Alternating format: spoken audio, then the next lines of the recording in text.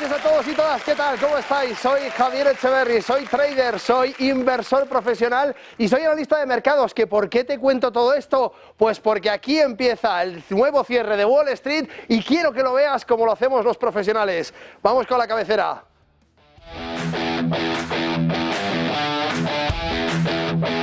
Bienvenidos al nuevo cierre de Wall Street, un programa donde vamos a tener el avance de las claves de José Antonio Binder y donde la verdad y el rigor van a ser la clave de todo el programa.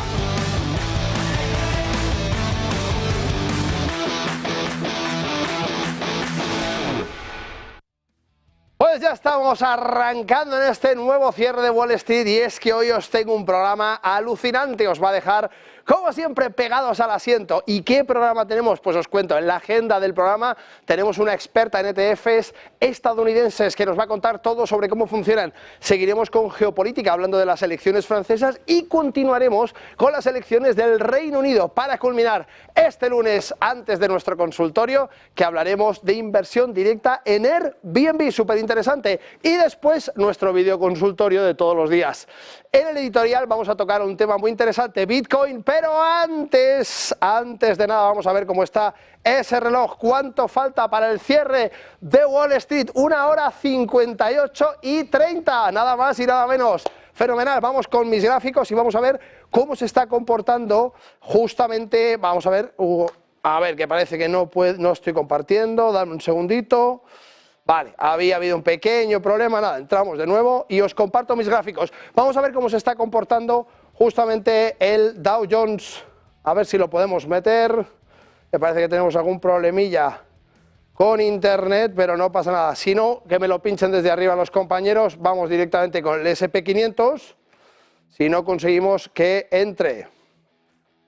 Vamos a ver si puede ser, parece ser que está habiendo problemas de conectividad.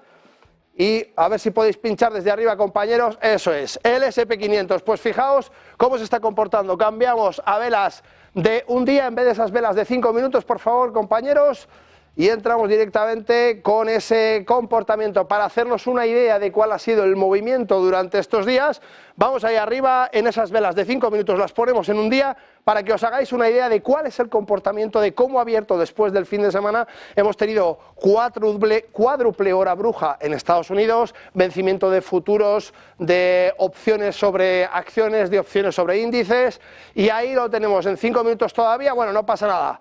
5.459, los 5.500 se ponen muy complicados y es que nos está costando mucho trabajo salir adelante con esos 5.500, está resultando una barrera fortísima y como veis tenemos estos 5.488, ha llegado a tocar los 5.500, eso sí, pero le está costando mucho trabajo. Si nos vamos al Dow Jones y vamos a ver un poco cómo se comporta ese Dow Jones de industriales, vamos a ver un poco ese mismo comportamiento. Fijaos, durante la jornada de hoy algunas correcciones en las que estamos viendo cómo se comporta ese Dow Jones, que os lo voy a decir exactamente ahora mismo.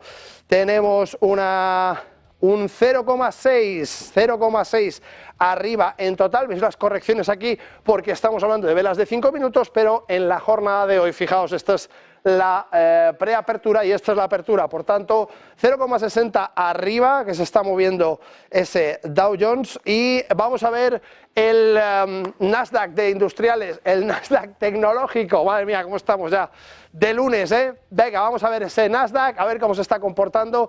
Igual tenemos el Nasdaq también con esa corrección en velas de 5 minutos y que podemos observar aquí de 0,97. Bueno, en principio se está comportando todo esto un poco de aquella manera. Vamos a ir un segundito a publicidad, a ver si puedo arreglar la conectividad y volvemos en 2 minutitos. Quietos ahí todo el mundo.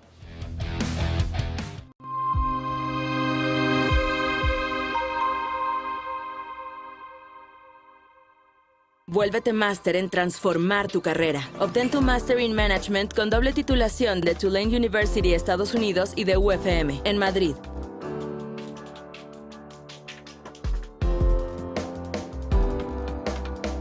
Open Call 2024. Aplica. Ven al Torreón. Estamos en El Pardo. un espacio único en plena naturaleza.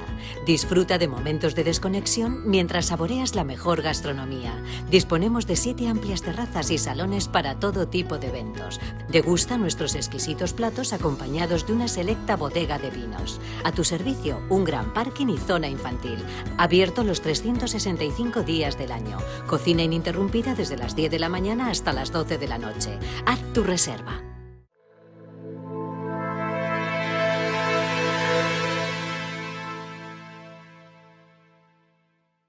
Todos sabemos que en la economía hay algo más de lo que se ve. Todos sabemos que en el día a día, en nuestra vida cotidiana, la economía nos da algo que no termina de verse en la primera mirada. De ahí surge lo que la economía esconde. Un intento de ayudarte a descifrar qué hay detrás de todo lo que nos dicen, de todo lo que se ve en la fotografía principal, pero que está escondido en la parte de atrás. Lo que la economía esconde busca darte todas las claves para entender el mundo que nos rodea. Y para no quedarte simplemente en esa fotografía inicial, sino hacer zoom y ver qué es lo que de verdad está detrás escondido. Lo que la economía esconde busca sobre todo darte herramientas. Herramientas en un mundo complejo, herramientas en un mundo en el que a veces lo escondido es más importante que lo que nos están enseñando. Y eso es lo que intento descifrarte en lo que la economía esconde.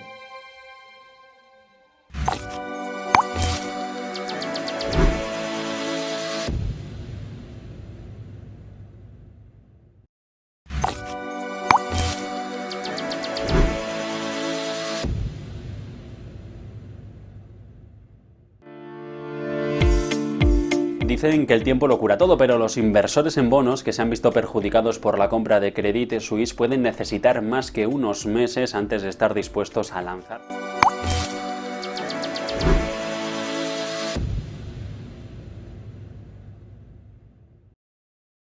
Pues solventados esos pequeños problemas de conectividad, que ya sabéis que estas son las cosas del directo y lo que tiene cerrar Wall Street en directo y a pie del cañón, ya podemos seguir con esa parte editorial. Y es que hoy vamos a hablar de Bitcoin y he llamado al editorial de hoy Bitcoin a punto de estallar. Análisis Mica y BBTrend. Vamos a ver qué es esto, Bitcoin a punto de estallar. Fijaos, aquí tenéis un gráfico de medio plazo, tampoco de largo plazo de Bitcoin, pero sí donde sí que se puede ver la subida última que ha tenido, esta lateralización y la consiguiente caída, donde aquí sí que vemos, fijaos, claramente estos niveles de soporte y resistencia que podéis observar aquí claramente y donde vamos a ver esas subidas y bajadas de volumen. Cosa importante, la caída que tiene aquí desde estos 70.000 es una caída con volumen. ¿Por qué? Porque aquí estamos utilizando las velas de volumen para marcar distintas cosas. Y es que, fijaos donde os he puesto este billetito aquí.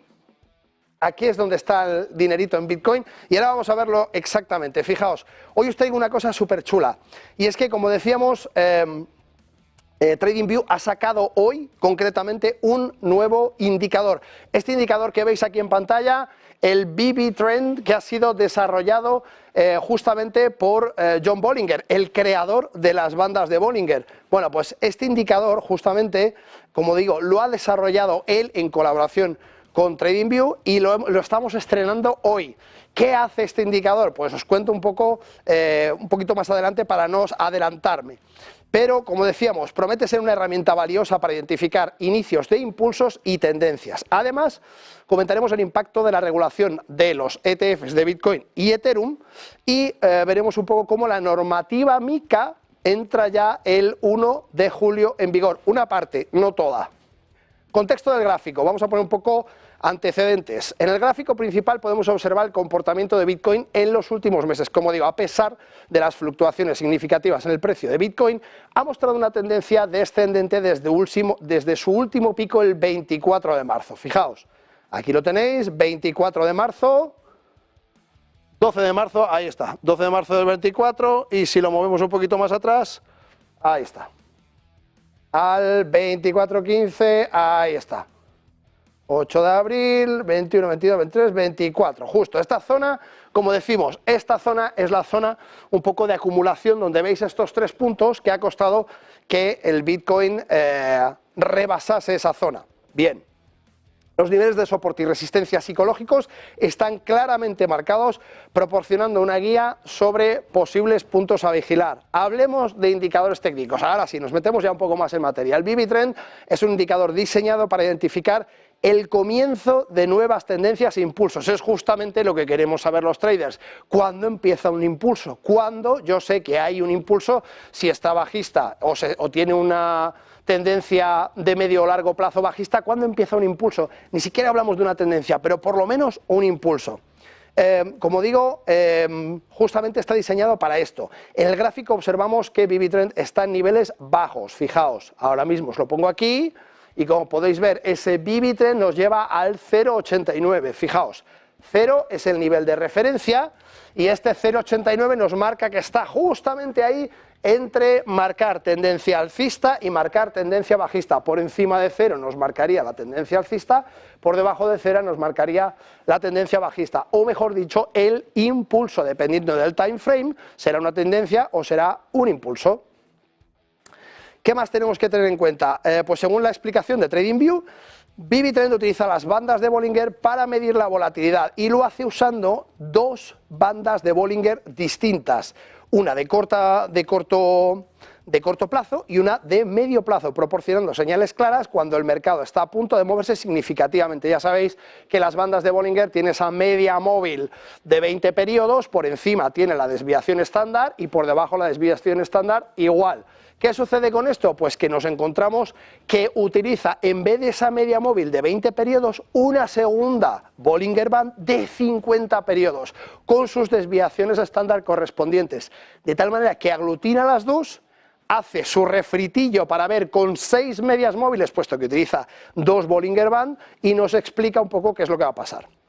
Cosas a tener en cuenta, el RSI lo tenemos de 14 periodos en cierre, y nos muestra 27,64. Sabéis que por debajo de 30 nos marca sobreventa, y es que esa sobreventa sugiere que, como digo, Bitcoin está perdiendo fuelle. Esto podría significar una posible reversión alcista si se confirma con otros indicadores.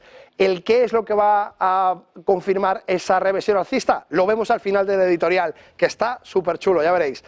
El MACD lo vemos en nuestra tendencia bajista con la línea de señal y el histograma en niveles negativos. Esto confirma la presión de venta actual, aunque un cruce positivo podría indicar un cambio de tendencia. Fijaos, como digo, en el gráfico estamos utilizando velas de volumen para identificar cuándo la volatilidad se produce con mayor o menor aceptación de los inversores. Esto significa que nosotros estamos utilizando básicamente las Bollinger Band, que son un instrumento para medir la volatilidad, las confluimos en dos, utilizamos este indicador concretamente, como decimos, BB Trend, y nos dice un poco haciendo ese cálculo de las dos Bollinger Band, que como digo miden volatilidad, con las velas de volumen confirmamos si los inversores, si los traders apoyan ese movimiento o no lo apoyan, si hay un movimiento de subida o de bajada con volumen o sin volumen. De esta manera podemos observar claramente en este gráfico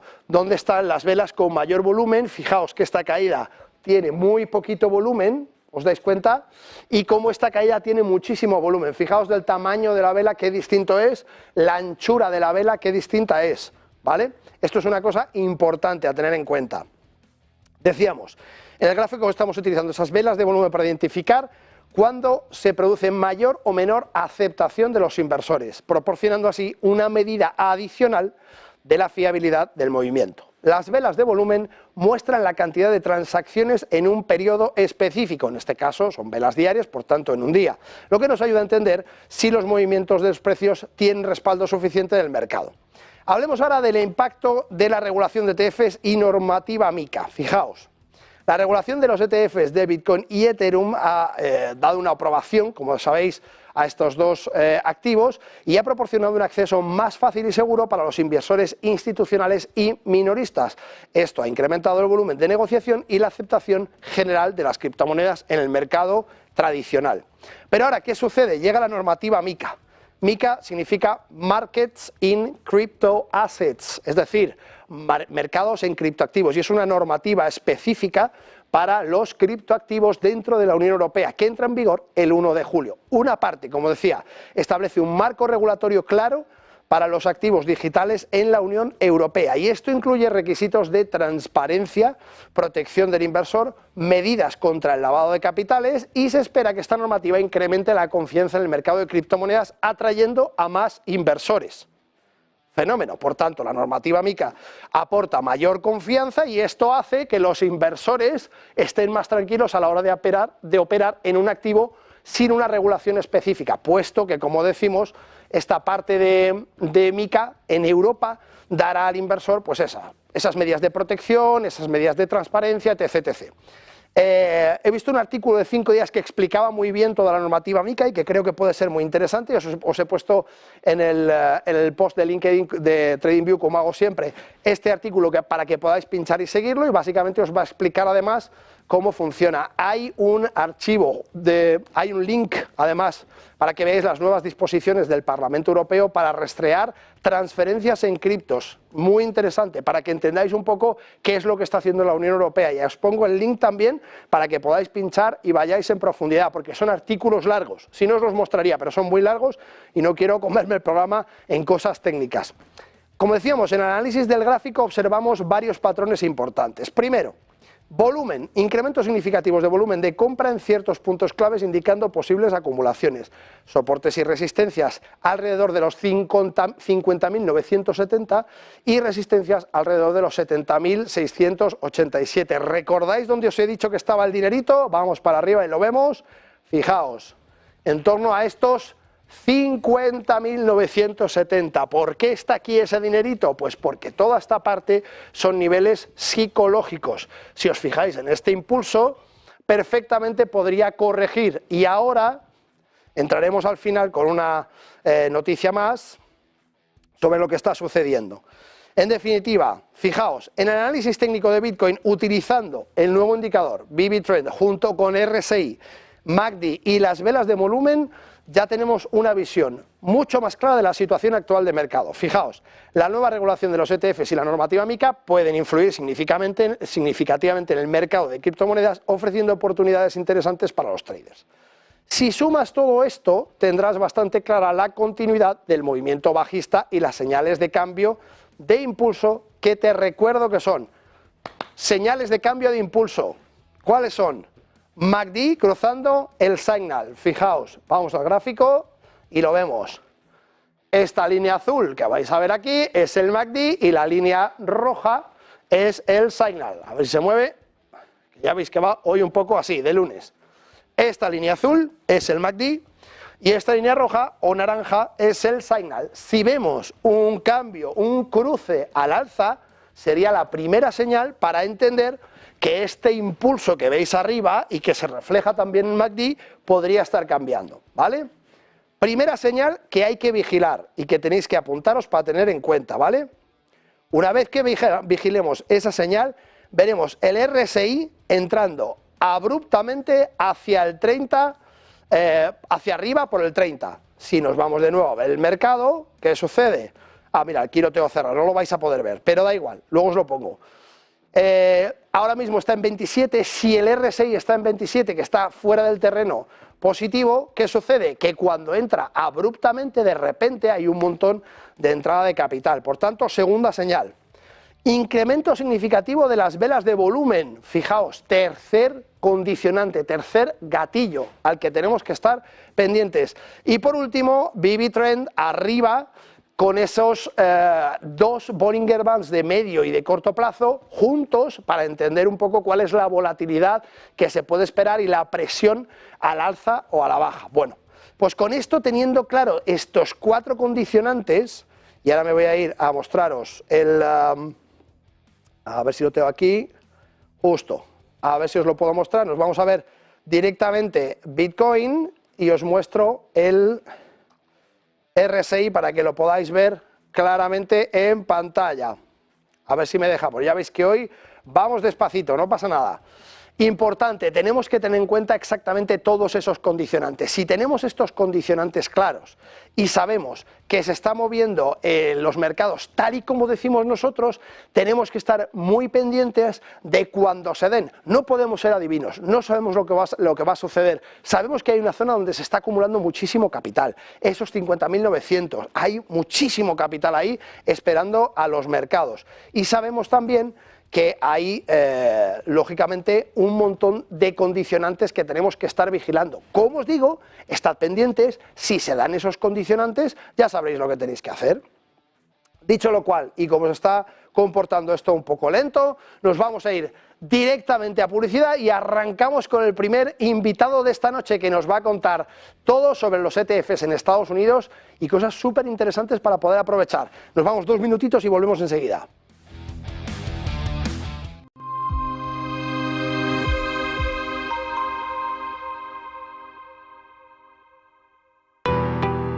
¿Qué es Bitcoin? Hoy vamos a explicarles qué es exactamente Bitcoin, explicándoles los conceptos básicos para que entiendan esta criptomoneda de la que todo el mundo lleva años hablando. Esta explicación les servirá para saber también qué son exactamente las criptomonedas y cómo funcionan, para que puedan tener una noción un poco menos técnica de cómo funciona todo esto y a lo que nos referimos con cada término. Bitcoin es una criptomoneda o moneda virtual, concretamente la primera que fue desarrollada. Es la criptomoneda que le ha marcado el camino a todas las demás que llegaron después utilizando su tecnología. Esta tecnología es la cadena de bloques o tecnología blockchain, que también se utiliza para otras cosas. La primera de las criptomonedas fue creada por Satoshi Nakamoto, que es el seudónimo que corresponde a una persona que nadie sabe exactamente quién es, aunque sí que es cierto que ha habido muchas teorías. Esta persona publicó en 2009 un artículo en el que describía un sistema de pagos P2P al que llamó Bitcoin. Al cabo de unos meses, él mismo publicó la primera versión del software que permite gestionar la red de la moneda y que además empieza a interactuar con los primeros interesados en foros. La cantidad total de bitcoins que se emiten cada año está determinada por su algoritmo y pasa lo mismo con el resto de criptomonedas. Bitcoin está desarrollado para que cada 4 años se reduzca por 2 su producción y para que solo se emitan un total de 21 millones de bitcoins. Después simplemente dejarán de crearse. Esto es una diferencia fundamental con las monedas convencionales, puesto que los bancos modifican su valor a su libre albedrío. Por lo tanto, las monedas se pueden devaluar, mientras que Bitcoin quiere ofrecer algo más de estabilidad. En definitiva, entre los usos más destacados de Bitcoin cabe mencionar los siguientes, como por ejemplo pagar utilizando estas propias criptomonedas, obtener intereses por los bitcoins que poseas, algo similar al concepto de un depósito bancario, también obtener un préstamo utilizando como garantía tus bitcoins, cubrir tu exposición financiera con derivados en mercados regulados y por último obtener réditos de inversión mediante la compra-venta de bitcoins, al ser un activo que teóricamente tiende a revalorizarse en un escenario de demanda constante.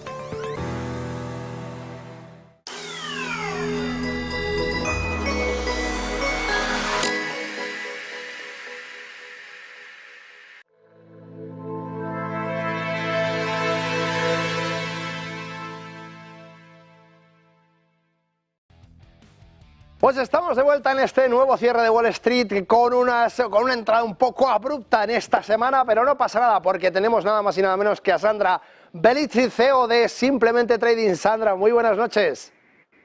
Hola, hola, felicitaciones por este programón que pones todos los días. Muchísimas gracias. Pues para quien no conozca a Sandra, os diré que ella es CEO de Simplemente Trading con una destacada carrera en la gestión de fondos de inversión y ETFs americanos, que es su verdadero fuerte. Cuéntanos un poco cómo ha evolucionado el papel de los ETFs en los últimos años dentro del mercado financiero, Sandra. Bueno, los ETFs no es ningún nuevo, sino que es el instrumento favorito de los norteamericanos. Ya hace más de 40 años que los están usando y han ido potenciándolos, y hoy por hoy comparar un fondo de inversión tradicional con un ETF es como comparar un Motorola con un smartphone. Es así, tan así la evolución. A Madrid. Sé que tienes un eventazo en Madrid estupendo y que vas a contarnos muchas cosas. Cuéntanos un poco qué es ese evento, dónde es, cuándo es, a qué hora es, cómo podemos ir. Bueno, va a ser el 5 de julio en el Trust Madrid, y de la misma forma que lo hice en Barcelona, en el World Trade Center de Barcelona, el 7 de junio, voy a volver a hacer otro evento especializado y dedicado a los ETFs americanos, porque no hay más nadie que hable sobre ETFs americanos en España. Voy a tener invitados de honor que van a ir especialmente al evento, porque justamente voy a hablar de activos de los que no se habla y hay una ventana de oportunidad enorme para aprovechar. Por ejemplo, hoy S&P 500, Nasdaq estuvieron a la baja y nosotros estuvimos tomando beneficios en otros sectores como biotecnología, como real estate, por ejemplo, como financieras, como Dow Jones, que estuvo muy fortalecido hoy a principios del día. Entonces, ahí hacemos una rotación de cartera y tenemos un método para ello. Lo principal es que tengo una comunidad que se ha formado y se ha enriquecido con toda esta novedad. Y ¿sabes qué es lo mejor? Que si bien yo hago como hobby mi day trading todavía, hoy lo que a mí me causa más satisfacción es que las órdenes límite que teníamos desde hace días se ejecutaron. Entonces hay gente que está trabajando, está generando ingresos de otra forma, que sigue con sus actividades y que está pudiendo potenciar sus inversiones.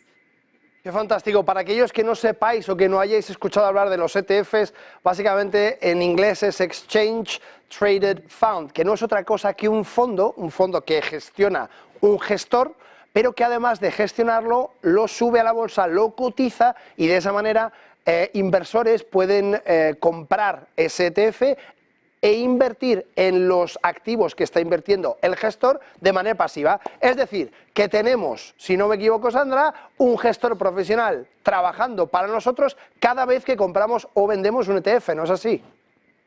Pues es así. Además, cada vez que visito Manhattan, que estoy 2 veces al año allí, yo vivo parte del año en Estados Unidos, por eso tengo otra perspectiva quizás.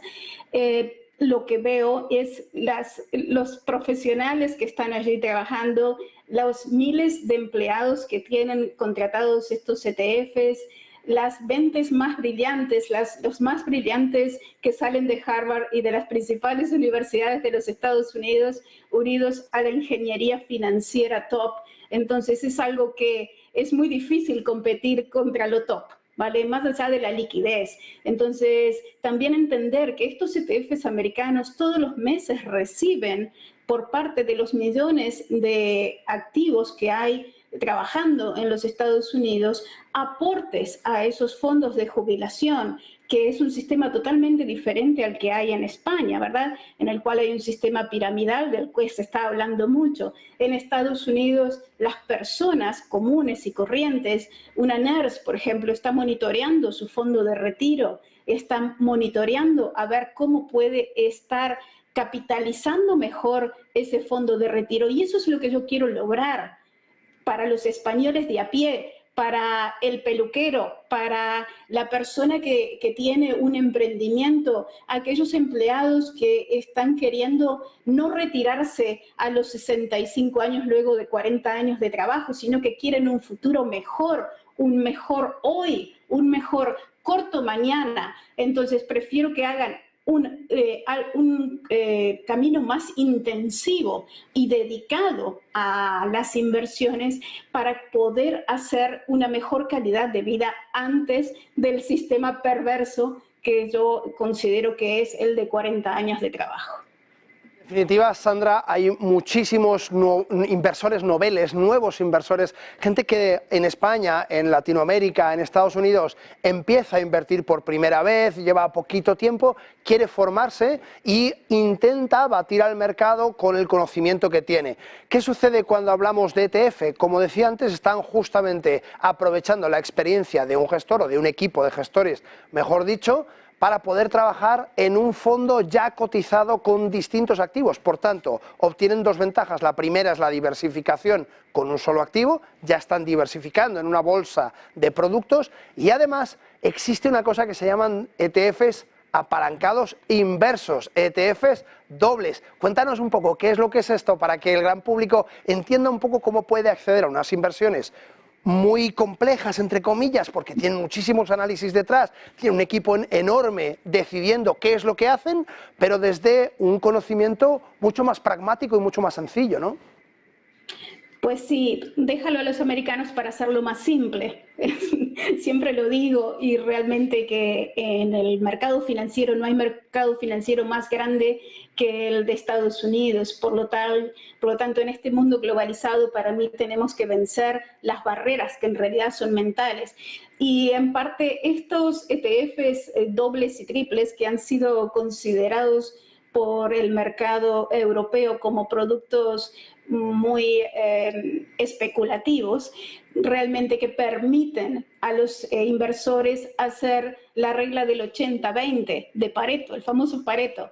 80% es una canasta de empresas y 20% son derivados financieros. Por lo tanto, hay una combinación casi perfecta que cuando me entrené por primera vez en los Estados Unidos, justamente me aconsejaron eso, tomar un 20% solamente para utilizar con apalancamiento, con derivados financieros. Hoy por hoy mucha gente empieza all in, va todo al apalancamiento, y eso es justamente algo no aconsejado por lo menos los financial advisors en Estados Unidos. Así es, los asesores financieros siempre recomendamos tener mucho cuidado y empezar de poquito a poquito, ir probando e ir aprendiendo. Y como siempre hace falta formación. Sandra, recuérdanos dónde vamos ese día 5 de julio, dónde aprendemos de ETFs. El 5 de julio a las 5 de la tarde en el Trust We Think.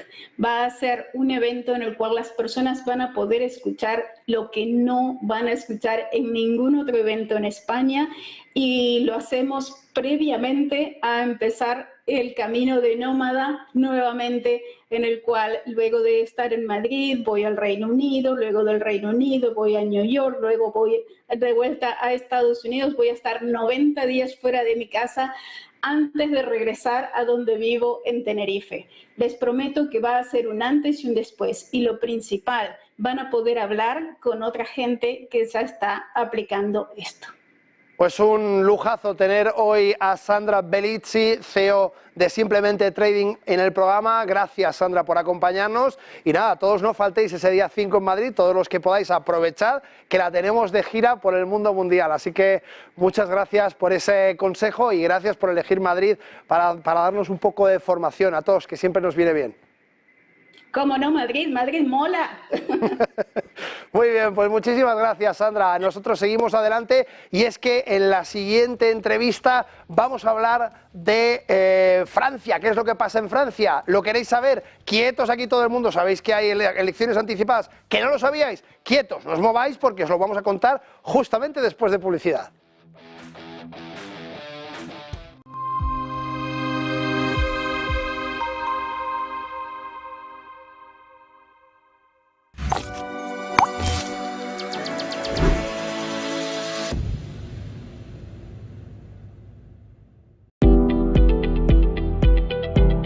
Divide y vencerás, que dicen en la guerra. En las finanzas, en los mercados pasa algo parecido. Atención en el peso creciente del renminbi en el comercio internacional como consecuencia, otra más, de la guerra en Ucrania. El aumento del coste de financiación en dólares está provocando que la divisa china sea más atractiva para el mercado para facilitar los intercambios comerciales con la Rusia sancionada por Occidente que cualquier otra divisa internacional.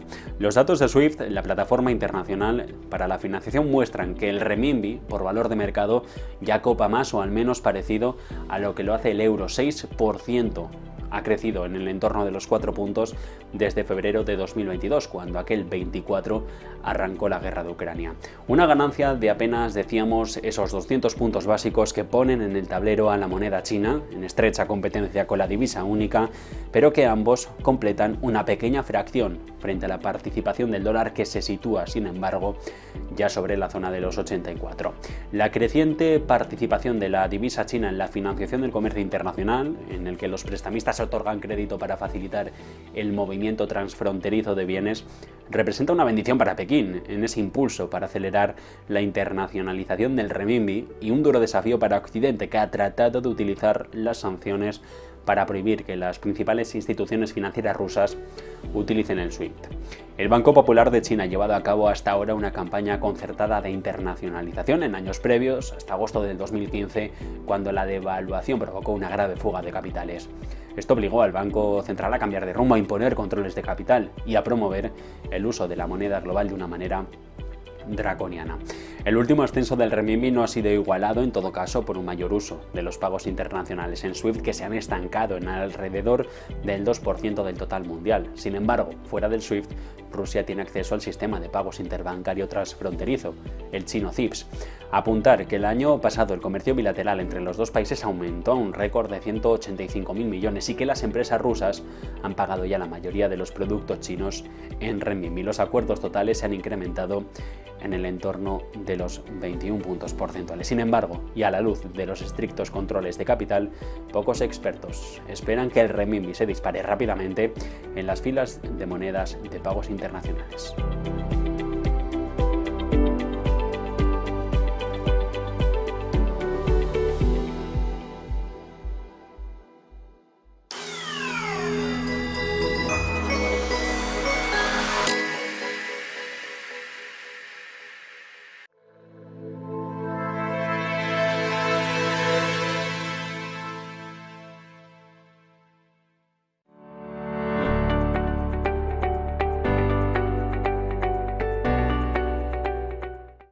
Pues justamente os estaba comentando antes de irnos a publicidad que hay elecciones anticipadas en Francia, que hay una hecatombe, hay un movimiento brutal, han pasado un montón de cosas y son un poco complejas de asimilar. Para eso tenemos a José Manuel Corrales, profesor de Economía en la Universidad Europea de Madrid, para que nos ayude a entender un poco cómo funciona esto. José Manuel, bienvenido, buenas noches.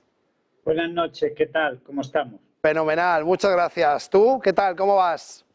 Muy bien, muy bien. Estupendo. Bueno, pues os cuento que José Manuel es doctor en Ciencias Sociales y Jurídicas, profesor de la Universidad Europea, como os he dicho, de Madrid y Universitat Oberta de Cataluña. Ha trabajado como funcionario público y ha sido concejal en Santa Cruz de Tenerife, así por encima para que tengáis un poco de referencia. José Manuel, está complicada la cosa en Francia, hay un movimiento brutal, vemos que hay muchísimas voces que nos cuentan distintas cosas y lo único que tenemos claro es que hay elecciones legislativas adelantadas. Cuéntame, ¿cómo está la situación de Francia a nivel global?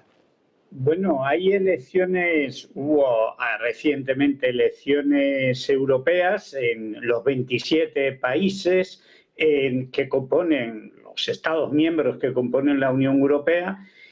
Ahora hay elecciones, como bien comenta, en Francia. La primera vuelta será el 30 de junio y la segunda vuelta el 7 de julio. Y también hay elecciones en un país que no es menor, que es Reino Unido, y las elecciones son el 4 de julio. Y ya si nos pasamos del verano, pues ni más ni menos que las elecciones en Estados Unidos.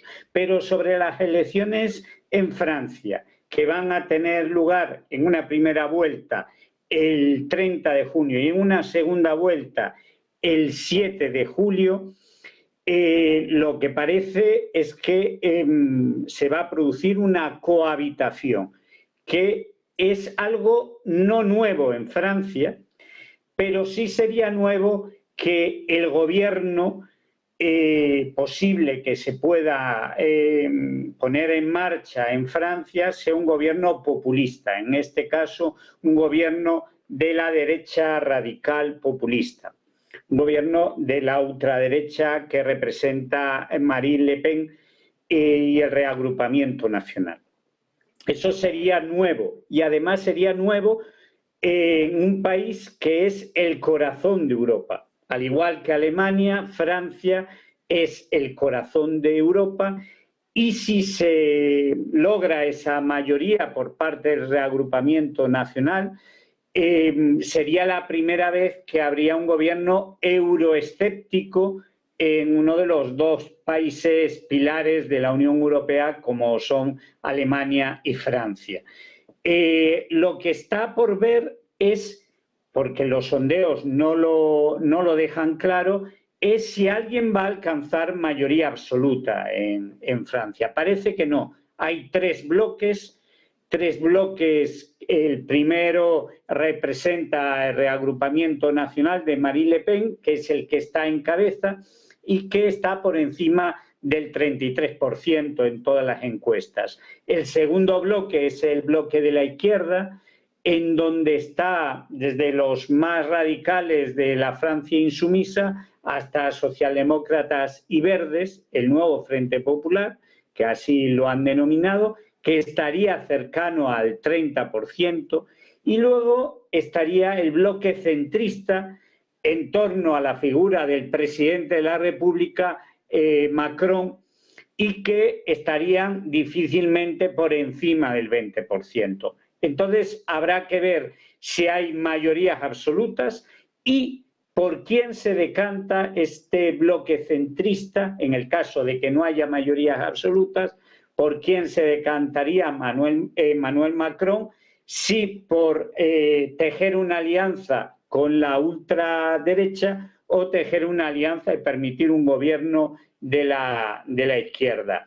En definitiva, lo que parece evidente es que va a haber una cohabitación porque el bloque que apoya a Macron es el tercer bloque en liza y es el bloque más minoritario.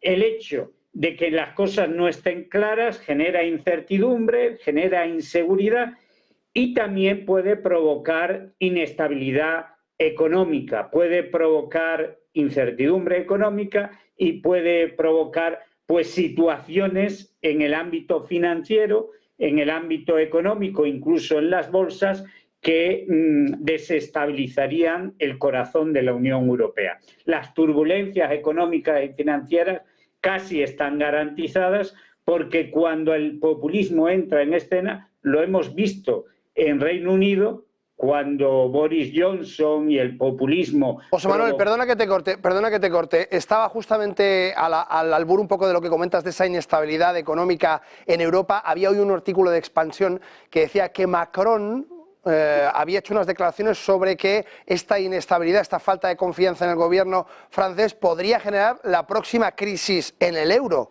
¿Qué te parece? Porque desde luego la divisa europea está en una situación bien compleja desde hace mucho tiempo. Sí, efectivamente, puede provocar una crisis grave en el euro y puede provocar turbulencias financieras y una nueva crisis geopolítica, geoestratégica y económica. Lo que yo no entiendo es por qué Macron ha provocado y ha anticipado las elecciones legislativas. Yo no sé si él hizo una valoración o tuvo una especie de momento Pedro Sánchez pensando que anticipando las elecciones, que eso en torno a su figura iba a lograr una amplia mayoría. Pero lo que está bien claro es que Macron no va a conseguir esa mayoría. Yo creo que ningún bloque va a conseguir mayoría absoluta y lo que debería Emmanuel Macron en este caso es precisamente para evitar esta crisis del euro, para evitar esta crisis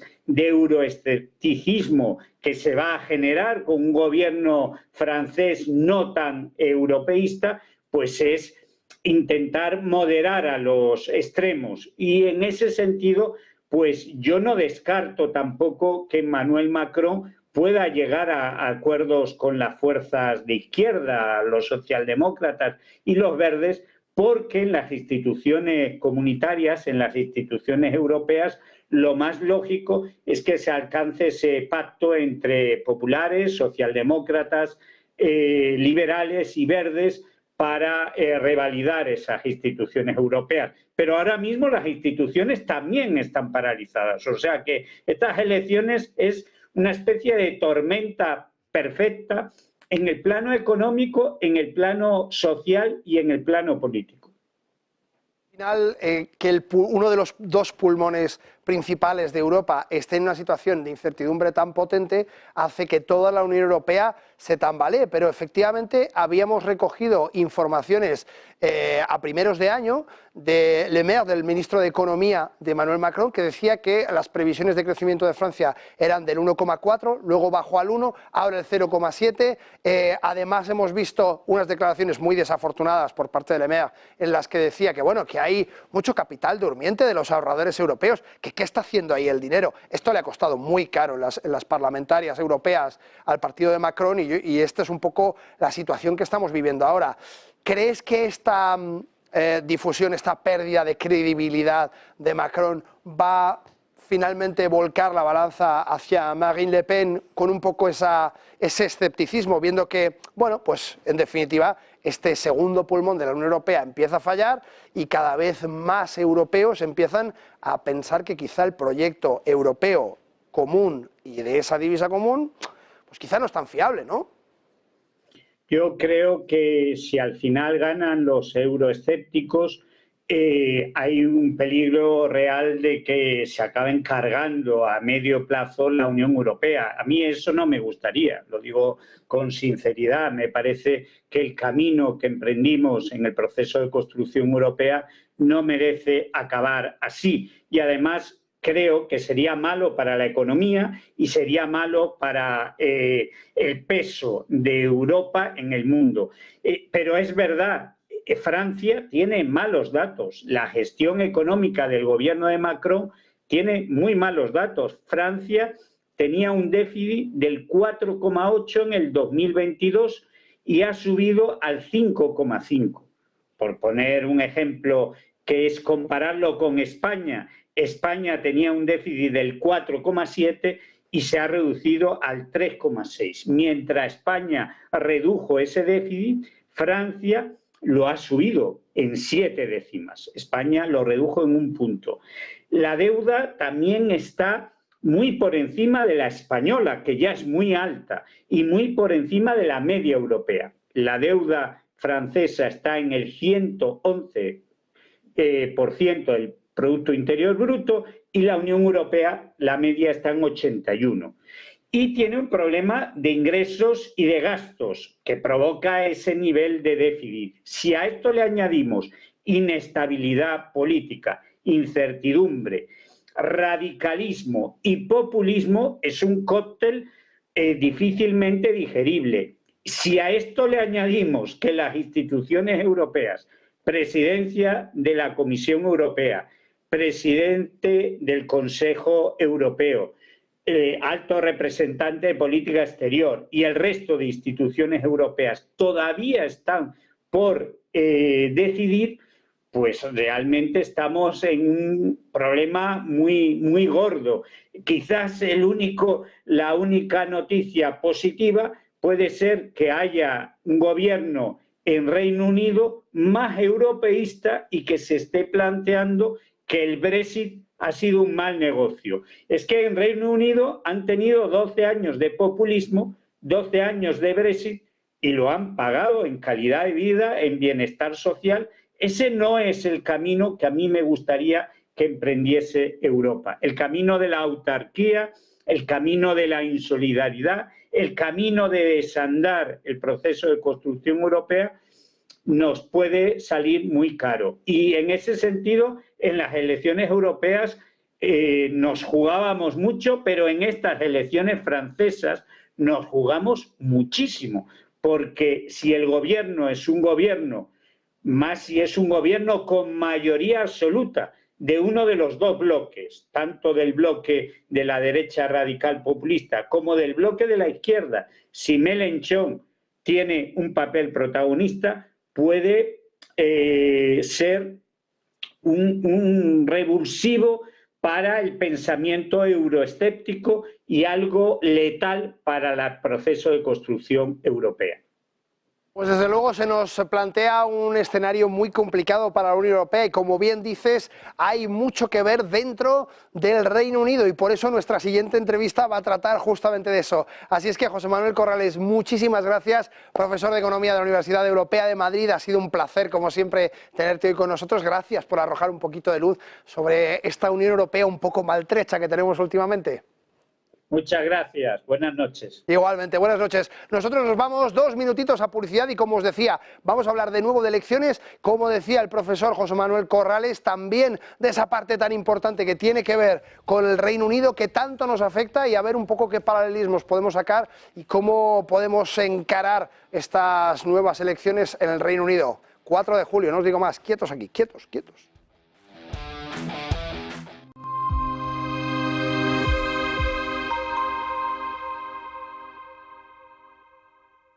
¿Verdad que no saltarías de un avión sin paracaídas?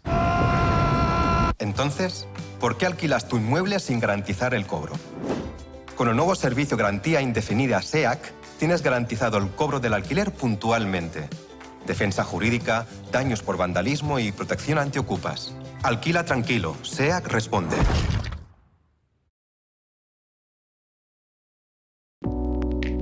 Creemos que la sociedad actual necesita más arte y más color. Le da a la gente la oportunidad de asimilar diferentes perspectivas. Es realmente un placer pintar este cuadro, porque es una hermosa imagen para comenzar. Lo último que pintaremos es el auricular en vez del pendiente. Using a classic and merging it with modern. This is very provoking.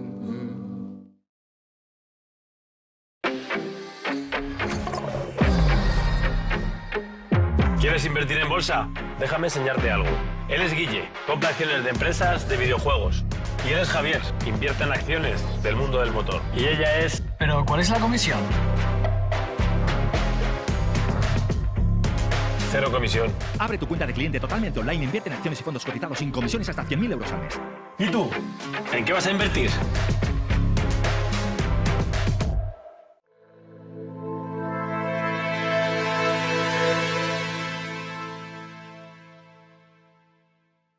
Todos sabemos que en la economía hay algo más de lo que se ve. Todos sabemos que en el día a día, en nuestra vida cotidiana, la economía nos da algo que no termina de verse en la primera mirada. De ahí surge lo que la economía esconde. Un intento de ayudarte a descifrar qué hay detrás de todo lo que nos dicen, de todo lo que se ve en la fotografía principal, pero que está escondido en la parte de atrás.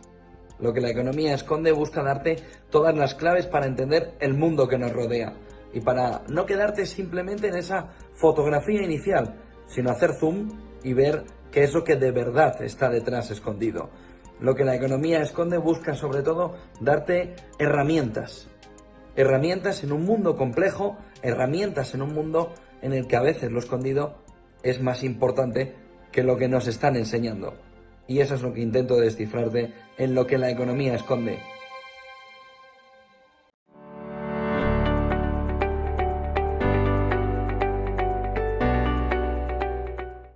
Pues ya estamos de vuelta y es que os contaba que el Reino Unido va a ser decisivo dentro de unos días en esas elecciones que tiene. Hay mucho que desgranar, parece que las cosas se están complicando para el actual gobierno, y para contarnos cómo está la situación y qué tenemos que evaluar para entender un poco la parte financiera, la parte económica, que al final es lo que nos afecta a los inversores y en lo que tenemos que estar bien duchos y entender bien cómo funciona, tenemos con nosotros a Sofía Collignon, profesora de Ciencias Políticas en la Universidad Queen Mary. Sofía, buenas noches, bienvenida. Hola, buenas noches, muchas gracias por la invitación. Un placer. Pues Sofía, como decíamos, Collignon es profesora en la Universidad Queen Mary, especializada en la inserción de política de élite y la opinión pública y la competencia partidaria. Complicadas las cosas, Sofía, en el Reino Unido en este momento, ¿verdad? Parece que hay una hecatombe de noticias que hay que intentar desgranar un poco y poner en la balanza qué es lo que está sucediendo. Sí, mira, por una parte es difícil, bueno, las elecciones se están poniendo cada vez más complicadas para los conservadores. No se ve que en las últimas 2 semanas realmente los conservadores hayan hecho ningún avance en la proporción de los votantes que tienen intenciones de apoyar ese partido. Tenemos que también recordar que para el Partido Laborista se ha mantenido aproximadamente estable, no ha habido una caída o una subida significativa. Aún así, la diferencia entre los dos partidos sigue siendo de 20 puntos porcentuales. Realmente los ganadores, o lo que yo podría decir que es interesante, es que a partir de que Nigel Farage decidió presentarse como candidato y liderar el partido de Reform UK, lo que hemos visto es que muchos votantes que pensaban apoyar a los conservadores se han ido a apoyar a Reform UK. Otro gran ganador en las últimas 2 semanas, aunque tal vez un poco menos atractivo en términos de noticias, son los Lib Dems, el Partido Liberal Democrático. Ellos realmente también tienen una intención de voto que ha estado creciendo, no de forma exponencial, pero ha estado creciendo en las últimas 2 semanas.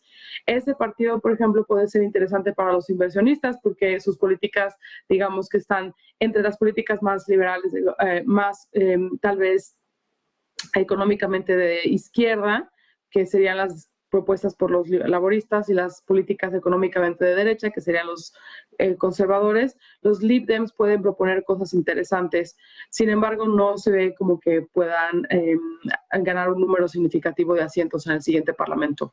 Sofía, ¿qué es lo que a los conservadores les está costando la presidencia? En definitiva, hemos visto muchas decisiones de Rishi Sunak un tanto controvertidas en su mandato y hemos visto una política quizá muy dinámica que no ha acabado de cuajar. ¿Cuáles son para ti los principales errores, podríamos decir, o fallos que ha cometido para que haya tantísima diferencia entre esos laboristas y conservadores?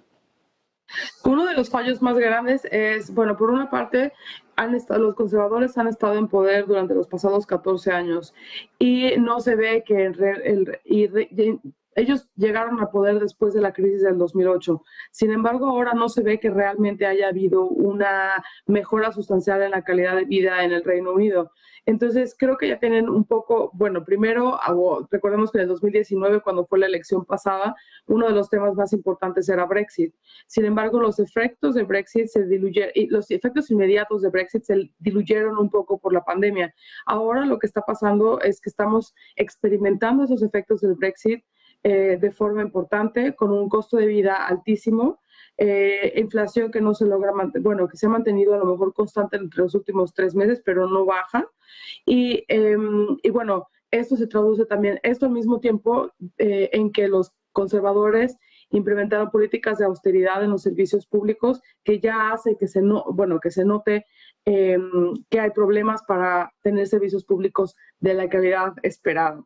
Entonces, creo que es una combinación entre no hay una mejora en la calidad de vida, los servicios públicos están viéndose mermados y en este momento ya no pueden ellos argumentar que podrían hacer cosas diferentes en los siguientes 5 años, porque ya el público está cansado de las mismas políticas conservadoras durante los pasados 14 años que no se ha visto que funcionen. Ahora, de forma positiva, las tasas de interés dejaron de crecer, pero, dejaron de subir, se han mantenido más estables, pero el Banco de Inglaterra decidió no bajarlas. Entonces, bueno, esto se ve, es inflación alta, tasas de interés altas, servicios que están tal vez no a la calidad, no dando la calidad esperada, y al mismo tiempo una campaña desastrosa, donde Rishi Sunak realmente no ha podido comandar a los conservadores y a todos los candidatos de los conservadores a tener el mismo mensaje, a tener una disciplina de partido y a tener una campaña que sea no solamente organizada, sino también que tenga propuestas interesantes para la gente. Ha apostado un poco más Rishi Sunak por ese continuismo en los errores que habían cometido anteriormente y quizá ha propuesto un poco menos que los mensajes que están viniendo por parte de los laboristas. ¿Cuáles son, Sofía, esos mensajes que realmente están calando en la población en el Reino Unido? Porque al fin y al cabo estamos viendo también un poco ese incremento en el panorama global del populismo, de esa exacerbación en los distintos partidos políticos, pero que tienen ese mismo rasgo, justamente lo comentábamos en la entrevista anterior, tanto populismo de izquierdas como de derechas como de centro están empezando cada vez a surtir más efecto. ¿Cuáles son los mensajes principales que crees que están resonando más en el electorado británico? Bueno, sin lugar a dudas, uno de los principales mensajes ha sido el asunto de la migración. El asunto de la migración, el número total de inmigrantes que ha habido en el Reino Unido. Los conservadores hicieron campaña en el 2015 y en el 2017 y 19, para reducir el número total de inmigrantes en el país. Sin embargo, sabemos que la inmigración es una cuestión que es realmente difícil de controlar.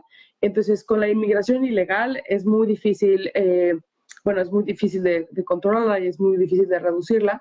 La inmigración legal, tal vez, sería la siguiente etapa. Y entonces creo que en este momento todos los partidos se encuentran en un dilema. ¿Cómo puedes argumentar que el Reino Unido es un país abierto, un país que quiere atraer a los mejores del mundo, un país abierto para los negocios, pero al mismo tiempo no ofrecer visas, no ofrecer residencias, etcétera? Entonces, hay una tensión enorme entre saber que necesitan personal calificado, que probablemente viene calificado del extranjero, y al mismo tiempo lograr tener un balance en el número de personas que emigra y el número de personas que inmigra al país.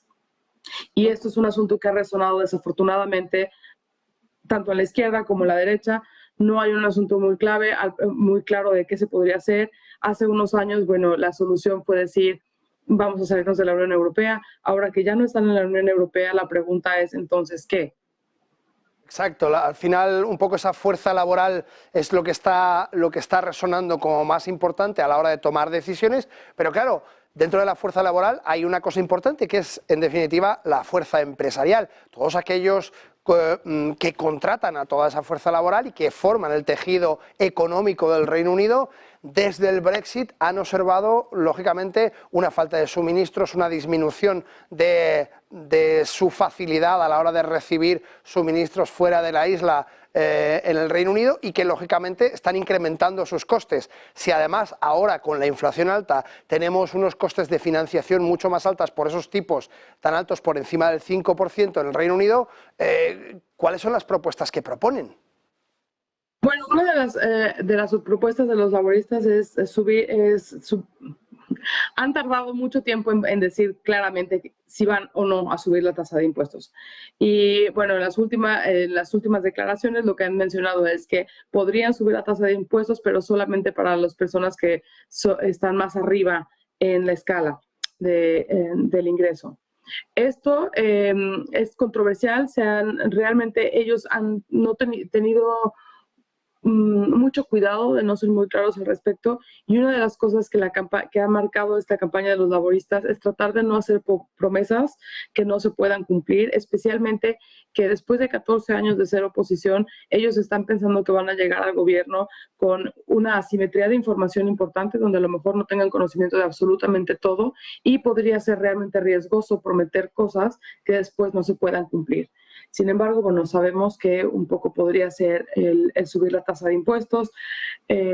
No es seguro que lo vayan a hacer, pero es una de las cosas que han estado comentando.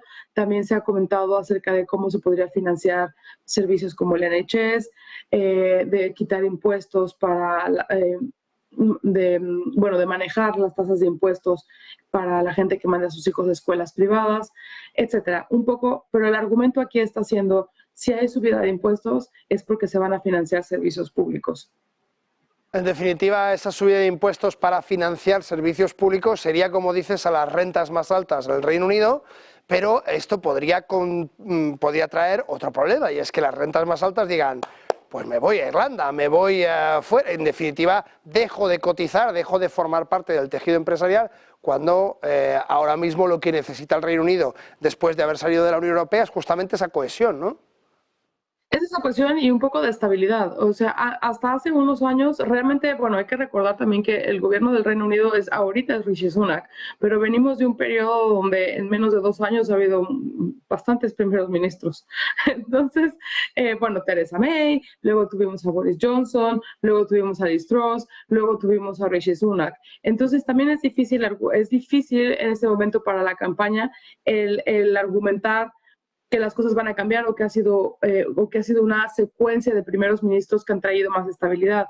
Y creo que en este momento los negocios lo que necesitan es saber qué estabilidad ofrece el Reino Unido. No es posible pensar que en traer dinero o en traer el negocio al Reino Unido pensando que las visas, por ejemplo, para personal calificado podrían cambiar en el siguiente año.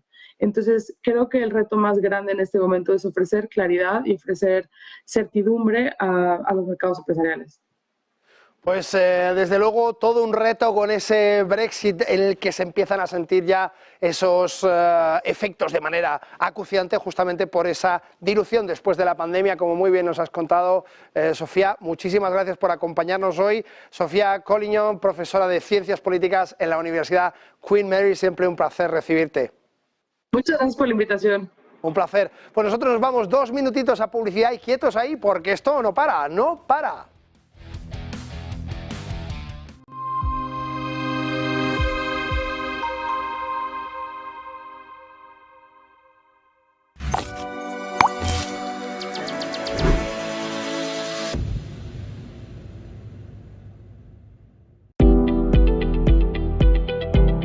Divide y vencerás, que dicen en la guerra. En las finanzas, en los mercados pasa algo parecido. Atención en el peso creciente del renminbi en el comercio internacional como consecuencia, otra más de la guerra en Ucrania. El aumento del coste de financiación en dólares está provocando que la divisa china sea más atractiva para el mercado para facilitar los intercambios comerciales con la Rusia sancionada por Occidente que cualquier otra divisa internacional. Los datos de SWIFT, la plataforma internacional para la financiación, muestran que el renminbi, por valor de mercado, ya copa más o al menos parecido a lo que lo hace el euro. 6% ha crecido en el entorno de los 4 puntos desde febrero de 2022, cuando aquel 24 arrancó la guerra de Ucrania. Una ganancia de apenas, decíamos, esos 200 puntos básicos que ponen en el tablero a la moneda china, en estrecha competencia con la divisa única, pero que ambos completan una pequeña fracción frente a la participación del dólar, que se sitúa, sin embargo, ya sobre la zona de los 84. La creciente participación de la divisa china en la financiación del comercio internacional, en el que los prestamistas otorgan crédito para facilitar el movimiento transfronterizo de bienes, representa una bendición para Pekín en ese impulso para acelerar la internacionalización del renminbi y un duro desafío para Occidente, que ha tratado de utilizar las sanciones para prohibir que las principales instituciones financieras rusas utilicen el SWIFT. El Banco Popular de China ha llevado a cabo hasta ahora una campaña concertada de internacionalización en años previos, hasta agosto del 2015, cuando la devaluación provocó una grave fuga de capitales. Esto obligó al Banco Central a cambiar de rumbo, a imponer controles de capital y a promover el uso de la moneda global de una manera draconiana. El último ascenso del renminbi no ha sido igualado, en todo caso, por un mayor uso de los pagos internacionales en SWIFT, que se han estancado en alrededor del 2% del total mundial. Sin embargo, fuera del SWIFT, Rusia tiene acceso al sistema de pagos interbancario transfronterizo, el chino CIPS.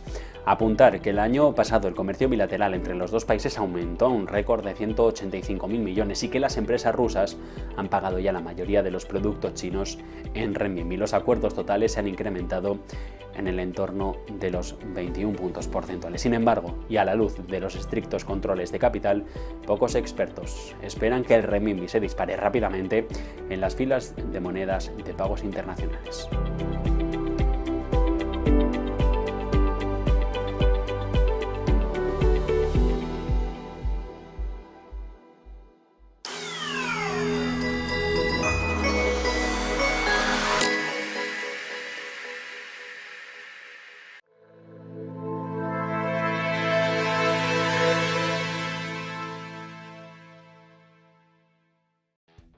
Pues estamos de vuelta en este nuevo cierre de Wall Street y es que me gustaría haceros una pregunta. ¿Para quién se hace el cierre de Wall Street?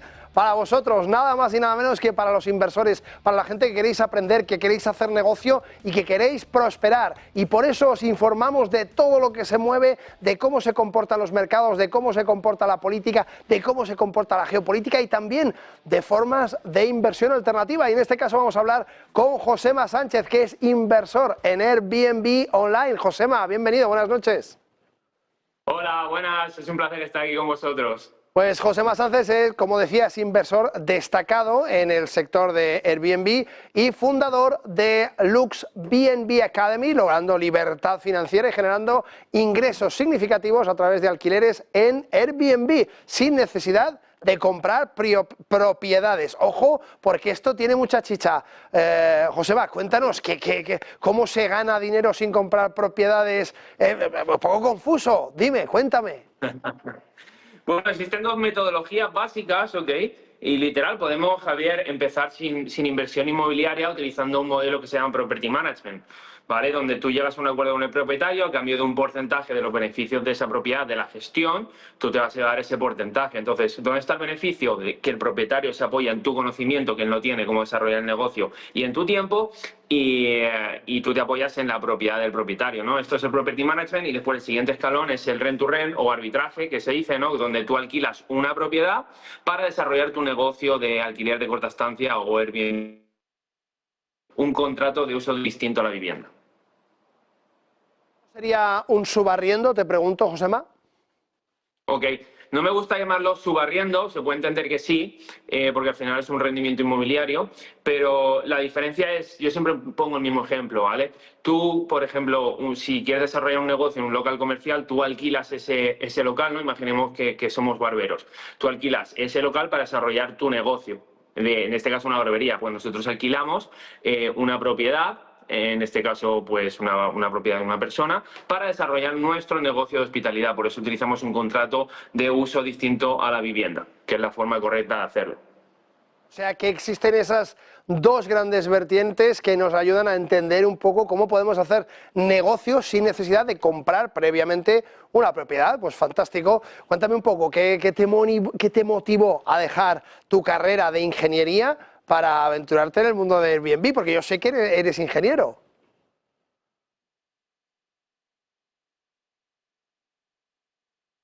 Josema, parece que se ha caído la conexión. Hoy, el lunes, nos cuesta esa conexión, no pasa nada. Vamos a ir a ver cómo se comportan los mercados en este momento. Ponedme ese reloj a ver cuánto me falta mientras que recuperamos la conexión con Josema. ¿Cuánto me falta para que nos cierre Wall Street? Ponedme ese reloj por ahí detrás, por favor, cuando podáis, compañeros, y vamos a ver cómo están comportándose los mercados. En concreto, arrancaremos por el Dow Jones de Industriales, como no puede ser de otra manera, cuando nos quedan 50 minutos con 0,4. Fenomenal, ningún problema. Vamos a ver los gráficos que los tenemos ahora mismo en pantalla, a ver si la conexión nos permite hoy de lunes, que parece que está el wifi traviesón. No pasa nada.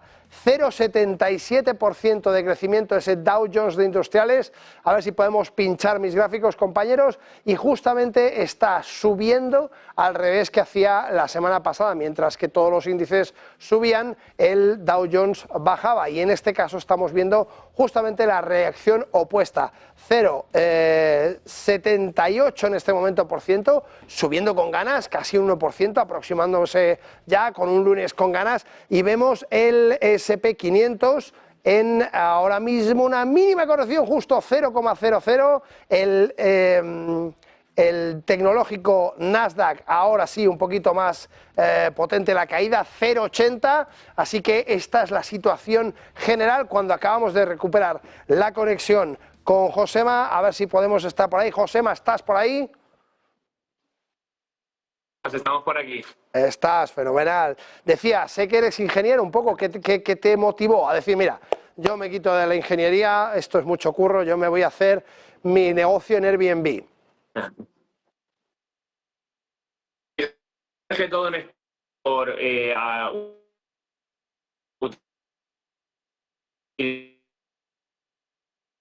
nada, imposible, no nos dejan no nos deja la conexión. Vamos a ver esos gráficos que teníamos pendientes de observar. Los tenemos, vamos a ver, de nuevo perdíamos la conexión de compartir.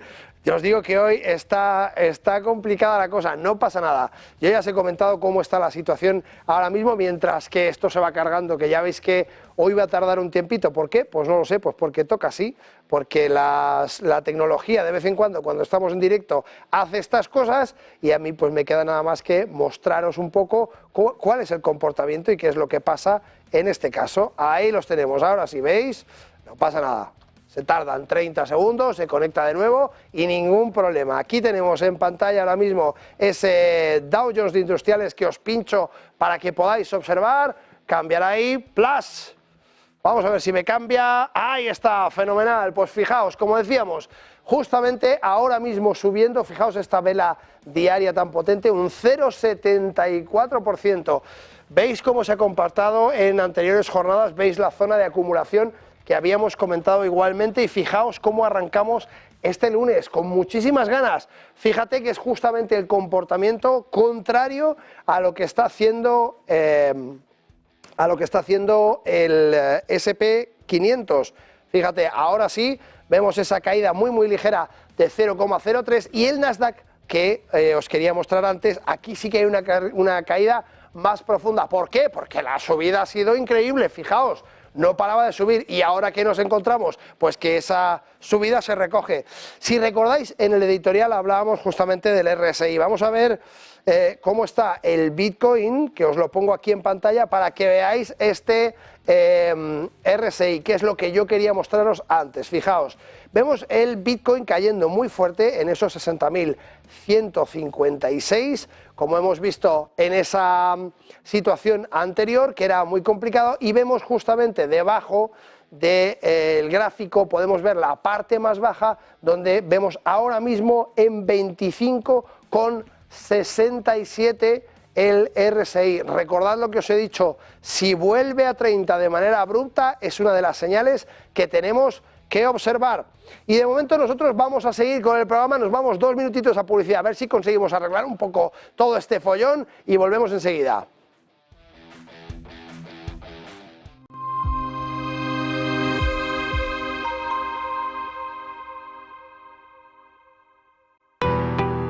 ¿Qué es Bitcoin? Hoy vamos a explicarles qué es exactamente Bitcoin, explicándoles los conceptos básicos para que entiendan esta criptomoneda de la que todo el mundo lleva años hablando. Esta explicación les servirá para saber también qué son exactamente las criptomonedas y cómo funcionan, para que puedan tener una noción un poco menos técnica de cómo funciona todo esto y a lo que nos referimos con cada término. Bitcoin es una criptomoneda o moneda virtual, concretamente la primera que fue desarrollada. Es la criptomoneda que le ha marcado el camino a todas las demás que llegaron después utilizando su tecnología. Esta tecnología es la cadena de bloques o tecnología blockchain, que también se utiliza para otras cosas. La primera de las criptomonedas fue creada por Satoshi Nakamoto, que es el seudónimo que corresponde a una persona que nadie sabe exactamente quién es, aunque sí que es cierto que ha habido muchas teorías. Esta persona publicó en 2009 un artículo en el que describía un sistema de pagos P2P al que llamó Bitcoin. Al cabo de unos meses, él mismo publicó la primera versión del software que permite gestionar la red de la moneda y que además empieza a interactuar con los primeros interesados en foros. La cantidad total de bitcoins que se emiten cada año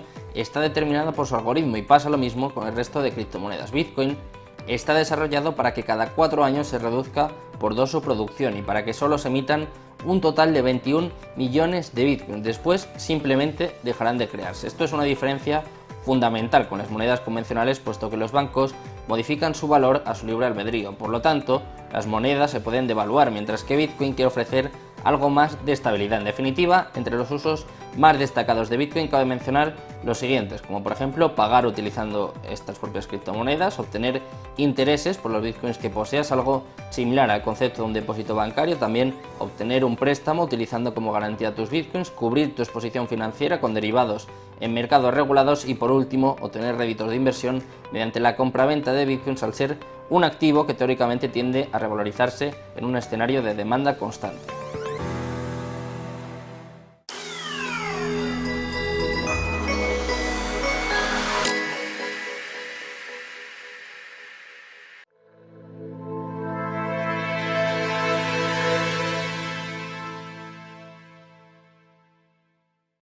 Pues Josema, vamos a intentar de nuevo esa conexión que está siendo muy complicada con este inversor y este emprendedor con su empresa de Airbnb. Josema, buenas noches de nuevo, a ver si ahora sí nos dejan los dados. Yo creo que ahora no va a fallar. Hemos cambiado de localización, como ves, parece que estamos en mitad de un cine, así que... Fenomenal, pues cuéntanos un poco tu película, ¿cómo dejaste esa ingeniería para centrarte en Airbnb? Pues básicamente, como comentaba, yo dejé todo en España, ¿no? Huyendo un poquito de la carrera tradicional, buscando trabajar de ingeniero en Estados Unidos a través de una carrera universitaria, pero al final me di cuenta que iba a ser el mismo perro, pero con distinto collar.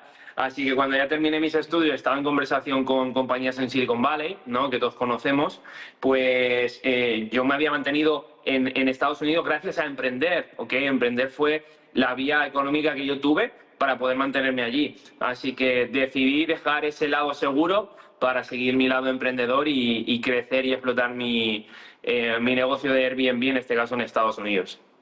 Josema, cuéntame un poco, estas cosas son de las que nunca se preguntan, pero en este caso hay que preguntar qué rango de facturación tienes. Cuéntame un poquito cómo ha evolucionado ese negocio para permitirte vivir de él.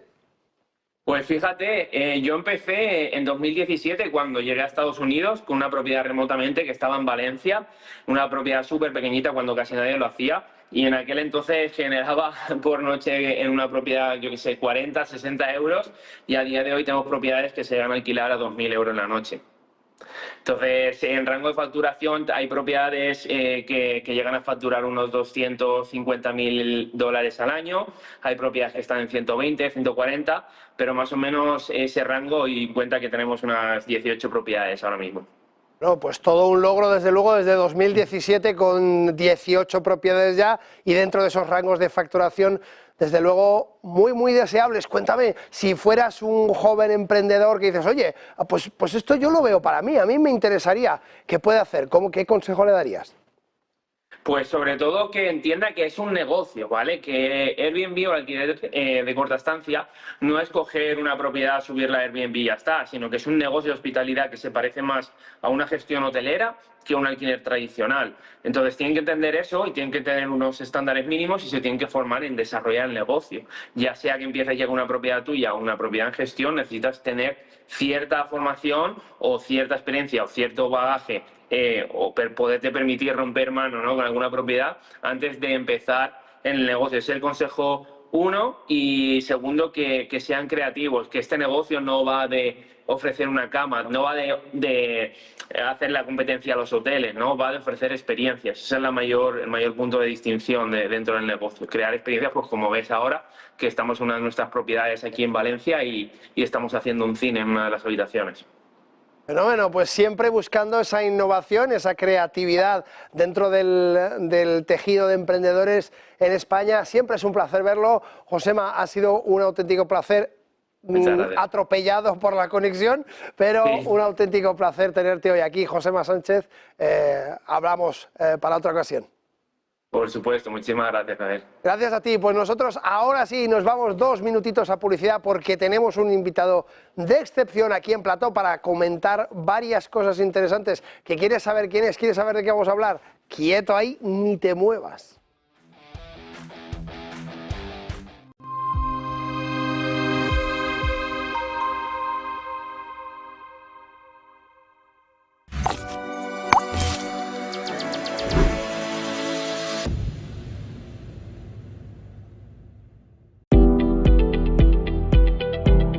Divide y vencerás, que dicen en la guerra. En las finanzas, en los mercados pasa algo parecido.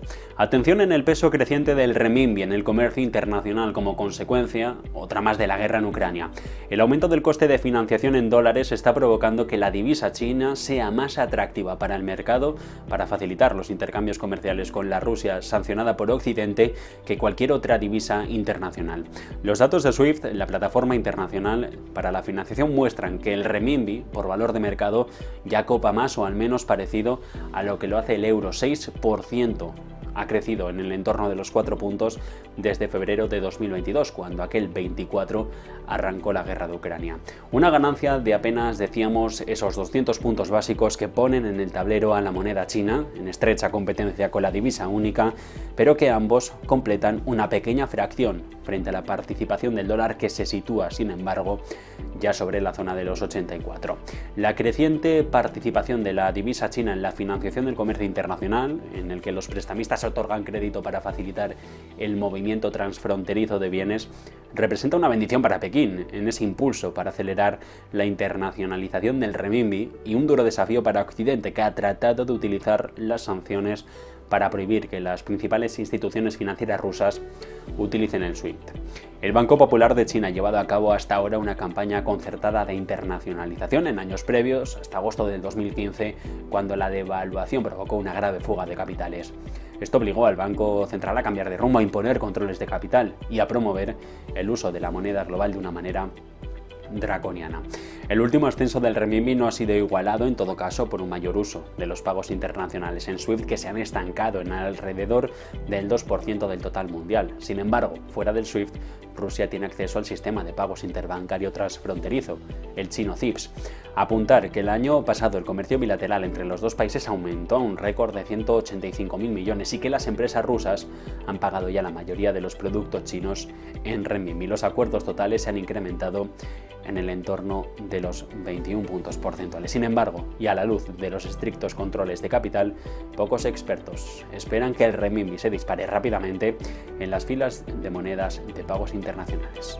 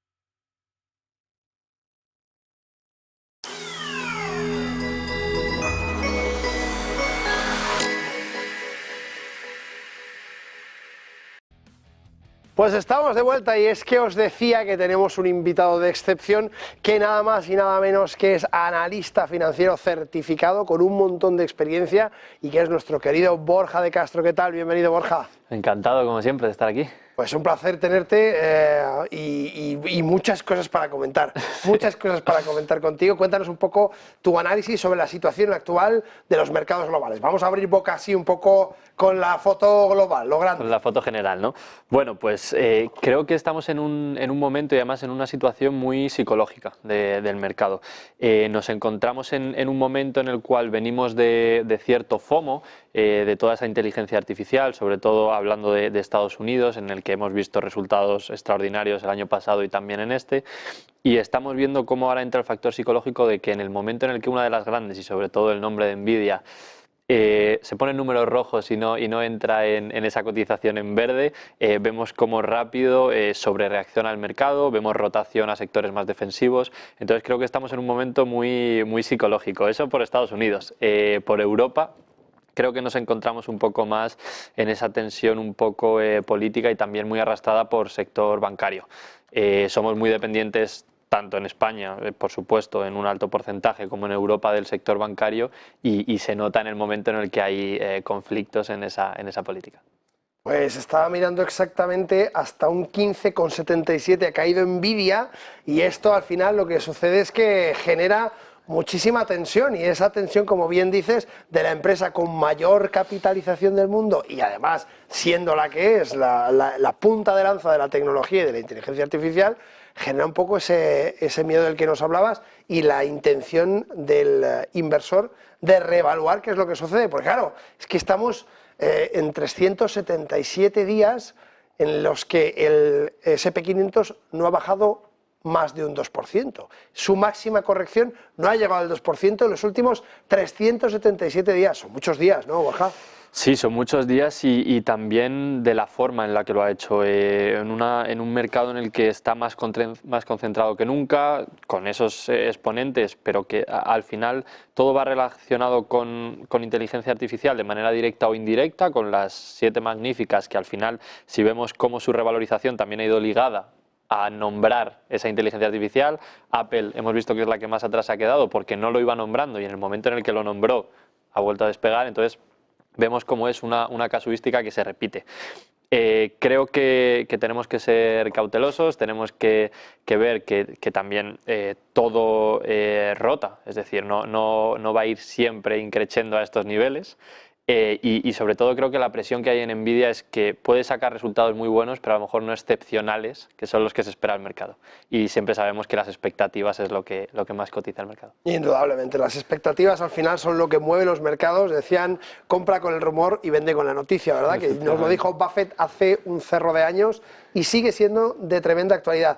Dime un poco cómo ves las políticas de los bancos centrales, porque tenemos esa bajada ya del Banco Central Europeo, todavía la Fed no baja, pero ya se entrevé una bajada, parecía antes de la última reunión que podía hablarse de 2, 3 bajadas, y ahora en el dot plot hemos visto que estaba prevista una. ¿Cómo ves un poco esto? Bueno, creo que se define como no tienen claro, o por lo menos desde el principio de año descontaban muchas bajadas, ahora va cambiando el discurso, cada vez menos bajadas, vemos una actuación por parte del BCE y que también parecía más algo por tensión y por demostrar que ellos están ahí y que no dependen tanto de la Fed, pero seguido a esa bajada un discurso súper tranquilizador de no sabemos qué vamos a hacer, mientras que las cosas sigan así no vamos a seguir bajando tipos, y creo que es dos factores que entran en la ecuación. Lo primero, la no posibilidad de hacer ese quantitative tightening que necesitaban en momentos porque han tenido que comprar y liquidez en el mercado de bonos, sobre todo en el tramo largo de la curva, sí, para poder aplanarla, que ni siquiera corregirla a través de artificial un poco por esas inyecciones. Te voy a cortar porque has dicho una cosa que me interesa muchísimo. Se está olvidando todo el mundo de que seguimos con una inversión de la curva terrible. Estamos totalmente descabalados, es decir, a día de hoy nos pagan más dinero por prestar a menos plazo que si prestamos a más plazo, que esto es el mundo al revés. Sigue siendo uno de los detonantes más importantes que hemos conocido históricamente para la previsión de recesiones, de situaciones contractivas, de situaciones complejas, y estamos quizá en uno de los puntos más inversos de esa curva de 2 a 10, ¿no? Sí, y ya no es solo eso, es las herramientas que suelen funcionar o que suelen tener los bancos centrales para rebatir eso, es ese quantitative tightening, pero no están pudiendo hacerlo porque no hay gente interesada, el particular, el retail, en comprar esos tramos largos, y entonces ellos están teniendo que comprarlo y aplanando de manera artificial esas curvas. Eso creo que es el primero de los problemas, y el segundo es el forward o guidance. Creo que tienen que ser más claros al final a la hora de exponer qué va a pasar de aquí al futuro. Tenemos, creo que, demasiados factores que pueden estar un poco en el aire con toda la geopolítica, con toda la política. Tenemos presidenciales, que además hay debate este jueves allí en Estados Unidos, y creo que no hay que poner más cosas sobre la mesa. Súper interesante, lo del debate de Estados Unidos. Esto ya no sabemos qué nos vamos a encontrar. Si un Biden últimamente despistado, que se queda mirando a las batuecas, no se sabe muy bien si es que le dicen algo por el pinganillo y no se entera, por aquello de ser benévolo con el presidente de Estados Unidos, o esa vehemencia por parte de Trump, que directamente dice cosas que no son posibles, como aquello de que el primer día que él salga se va a hacer la deportación más grande de la historia de Estados Unidos. Esto no se puede hacer. O sea, yo no salgo presidente hoy y mañana expulso del país a todos los que a mí me da la gana, ¿no? Sí, bueno, creo que al final cada uno juega sus cartas, juega también lo que piensa que su gente puede apoyar o puede demandar, pero luego estamos viendo cómo todos pues tienden a la media, como todo en esta vida tiende a la media. Creo que lo importante va a estar en cómo reacciona el mercado ante ello. Ya tenemos vistas cada 4 años que lo que suele haber es pues un poco más de volatilidad. Sí que es verdad que en tendencia general suele ser alcista hasta esas elecciones, pero tenemos que ver también en el momento en el que estamos con qué puede coincidir y si puede ser un detonante más. Pues desde luego hay que echar un vistazo a ese momentum, como bien dices, en el que nos encontramos. Hemos comentado en el programa de esta noche que tenemos elecciones legislativas en Francia, tenemos elecciones también en Reino Unido y también lo hemos comentado con un experto. ¿Cuál es tu pronóstico para esta siguiente semana? Porque tenemos el 30 las primeras legislativas, el 7 las segundas de Francia y el 4 entre medias tenemos las del Reino Unido. Esto es el acabose en una semanita. Sí, creo que todo va a ir sobre todo ligado y como hilábamos antes a esas expectativas. Creo que cualquier sorpresa de lo que son las estadísticas que se están descontando, creo que ahí podemos ver entornos de volatilidad, pero al final acabamos viendo cómo tanto salga un partido o salga otro, en el largo plazo no hay demasiada correlación con las bolsas, pero creo que sí que en el corto podemos ver volatilidad. ¿Y qué tenemos entonces que estar vigilando, Borja? Porque claro, realmente sabemos que los mercados cada vez están más descorrelacionados con la economía real y sobre todo con la microeconomía, con la economía que percibe el ciudadano al final a pie de calle, pero sí que es verdad que hay una correlación muy potente con la parte geopolítica y esto a la postre tenemos un escenario, un panorama global muy complicado. ¿Qué ves tú ahora en los próximos 6 meses? Sí, y además, ligado a eso que decías, esa economía real que suele estar más reflejada por ese Russell 2000, esas empresas más de pequeña capitalización, estamos viendo cómo tiene la mayor correlación histórica con los bonos en Estados Unidos. Eso no es algo bueno ni algo positivo. Además, se va de esa media que siempre hablamos y eso nunca es bueno porque puede generar volatilidad.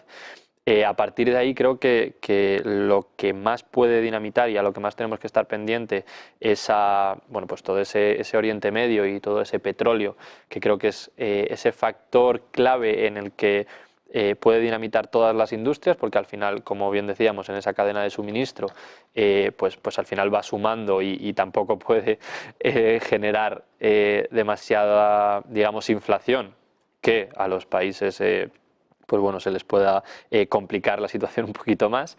Y creo que también hay que tener en cuenta ese efecto base. Estamos viendo cómo Reino Unido fue muy cauto, porque sí, bueno, hay un dato que está al 2%, que está en relación a lo que ellos esperaban, pero realmente es por ese efecto base, como ya pasó en Italia. Italia tuvimos meses de inflación negativa y todo era por un efecto base y luego hubo un repunte. Así que por lo tanto creo que de momento cautela.